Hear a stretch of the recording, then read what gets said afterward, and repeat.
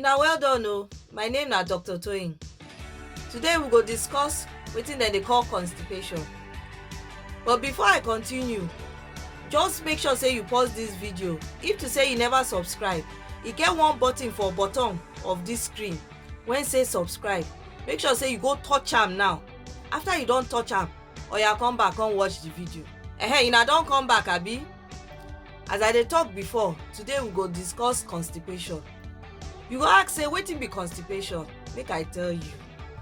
Constipation be say when you wan go poo, e no dey come well like e dey come before.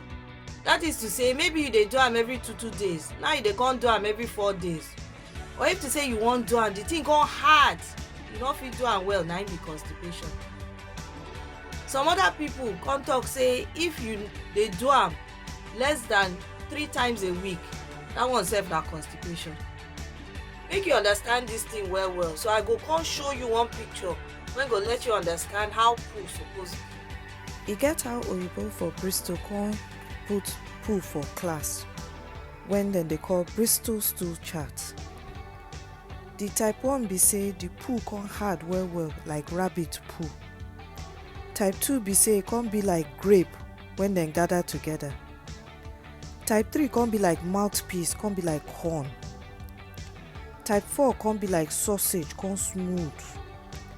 Type 5 come be like chicken nugget when you fit find for them Mr. Biggs dem.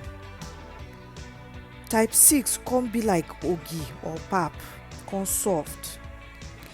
Type 7 come be like stew when be water. Type 1 and type 2 na im be constipation. Type 3, 4 and 5 come fit be normal stool. By the time you don dey get 6 or 7, you go know say na diarrhea be that. So you fit use this one understand poo well. So even if you get this constipation, how you go take know? As I don talk before, you no come dey poo as many times as you dey poo before. Then as you don see before, if the poo come go be that number 1 or number 2, that one e fit be say na constipation.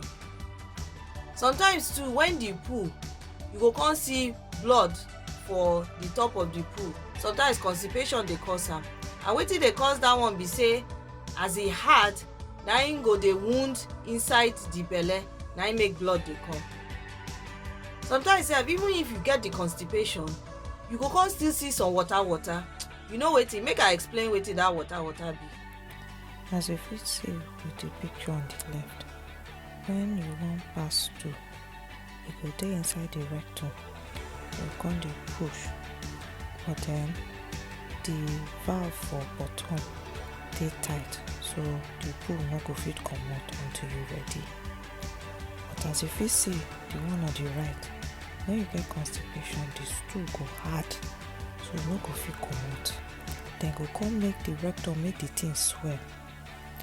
But then soft stool dey the top. That soft stool now go come dey leak go bottom, and as you no fit dey pass the thing, the valve go come open, come let the soft stool comot. E get some things when if you get am, your chance say you go get constipation go come high. Sometimes if you get some disease like diabetes, you fit just get this constipation. Sometimes sef, some medicine when you dey take like codeine go fit make you get constipation. Then if to say you dey sit down well, you no dey exercise, constipation fit comot for your body. Then if to say you no dey drink water well, you fit get constipation, because water no dey your body, the poo go come hard. Then if you no dey chop better things when dem dey call fibre, when be say e go make you dey go poo, that one sef go fit cause constipation. If to say you dey go well before, you come go get constipation, then e come last for some time, e good make you go see doctor make dem check say nothing bad dey happen to you. So if you come get this constipation, wetin you go do? Number 1, make you dey drink water well. As you dey drink water, na im your poo go dey come out well. You no go get problem with am. Number 2, if to say you eat better food, you eat vegetable, you eat fruit, eat food wey contain fibre well well, that one sef e dey help. If you come dey take some medicine wey dey cause am, then either you stop the medicine or you go take something wey go help you dey poo well well. E get some medicine wey dey help person to poo, when you fit go ask your chemist make dem give you. And like I talk before, if they say this thing come change and e dey happen for long, e good make you go meet medical person make dem check say you dey okay. As una don watch this video, I hope say you like am well well.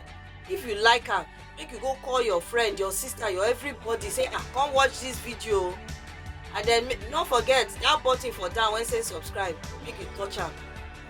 And until next time, just remember say make you dey smile well well, because once you smile, na you go dey healthy pass. Na bye bye o.